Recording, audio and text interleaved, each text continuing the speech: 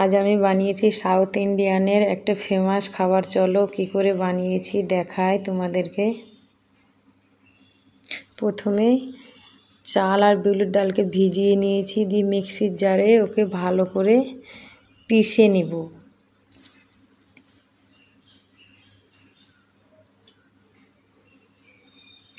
একটু আদা দিয়ে দিব।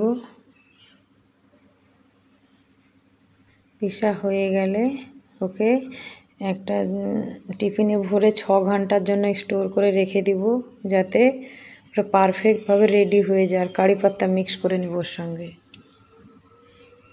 ঢেকে দেব। বাস 6 ঘন্টা পরে দেখুন আটাটা বেশ সুন্দর ফুলে গেছে পেস্টটা। এবার বানানোর জন্য রেডি।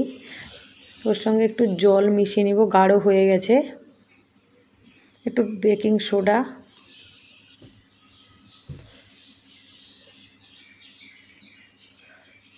গ্যাস অন করে নিব। জলটা গরম করে নিতে হবে, ওর জন্য 2 গ্লাস ওতে জল দিয়ে নিব স্ট্যান্ডে। ব্যাস একটু ঢেকে দিই, ভালোভাবে গরম হয়ে যাক জলটা। স্ট্যান্ডগুলো একটু একটু করে তেল লাগিয়ে নিব, না সবগুলো একে একে লাগিয়ে নিব। আচ্ছা, এদিকে জল গরম হয়ে গেছে।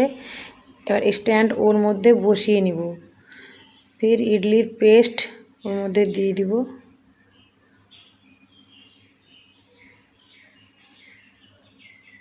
তারপরে স্ট্যান্ডটাও বসিয়ে নেব। পরে স্ট্যান্ডটাও বসিয়ে নেব।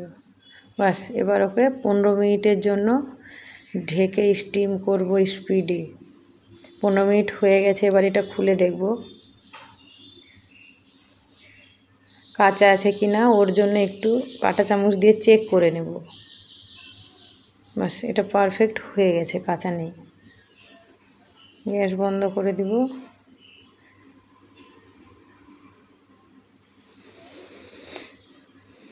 একে একে সবগুলো তুলে নেব স্ট্যান্ড থেকে। দেখুন বন্ধুরা কত সফট হয়েছে, খেতেও খুব টেস্ট হবে। ভিতরটা একদম ফুলে সফট হয়ে গেছে দেখুন।